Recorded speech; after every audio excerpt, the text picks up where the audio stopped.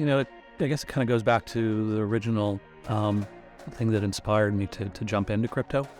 I first got introduced to crypto very early on because I was building a data center company, and we had crypto miners showing up at our data center, and I was curious, what were they doing inside of there? They were obviously doing very well.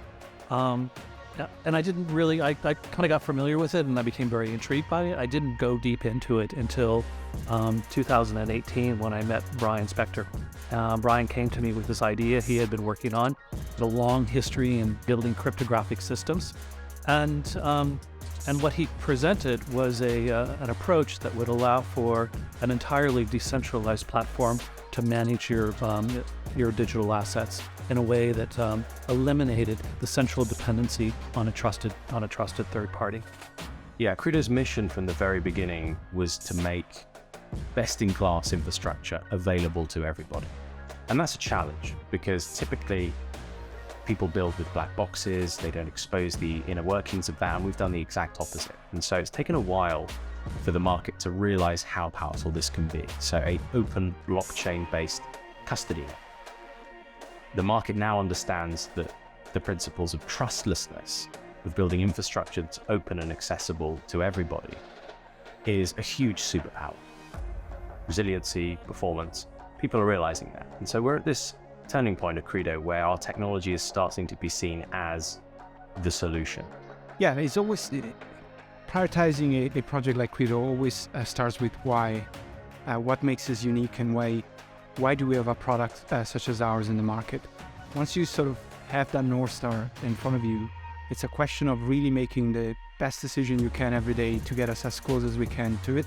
Yeah, we provide the security infrastructure for you to perform all those actions, for you to deploy all those investments. So we really are there to provide the security infrastructure for them to engage with the ecosystem in any way they want. We can support DeFi investments, we can support NFT custody, we can do all those things. So the technology itself is entirely suitable for every professional investor out there. I think that in addition to this, we also have a team that is really composed of seasoned professionals, whether we're talking about technology professionals or finance professionals, that also understand what the pain points and what the risk appetite of the professional investors might be.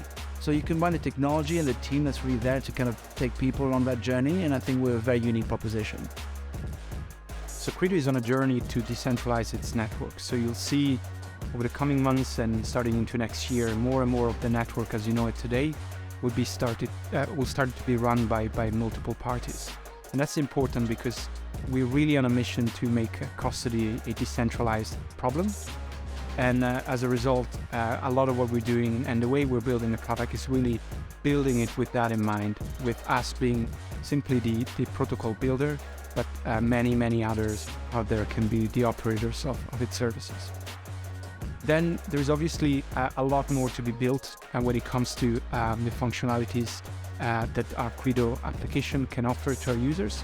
And so we have a lot of exciting things coming up in the next year around the way in which you can secure assets, around the way in which you can deploy assets, and way in which you can get capital efficiency directly from custody that you couldn't get anywhere else. And so what we're looking to do is accelerate the growth and accessibility of the Qredo network to as many people as possible, make it as easy to use Qredo as we possibly can. And after 4 years of building, this is the kind of culmination of all of that work that we've done, but we're still very early in our journey. Decentralization is critical to everything that we're doing in this marketplace. Yeah, obviously, if you look at the historical changes that have taken place over technology, it's during these downturns in the marketplaces where the giants are created, where the really valuable organizations identify the opportunities, and we are at the very beginning, the first opening acts of this marketplace. So it would be silly to be out there selling your assets right now, holding the beliefs that I have. Very good. Can we have a little less Allegro? Yep. You've got very loud jingles. Sorry. Great.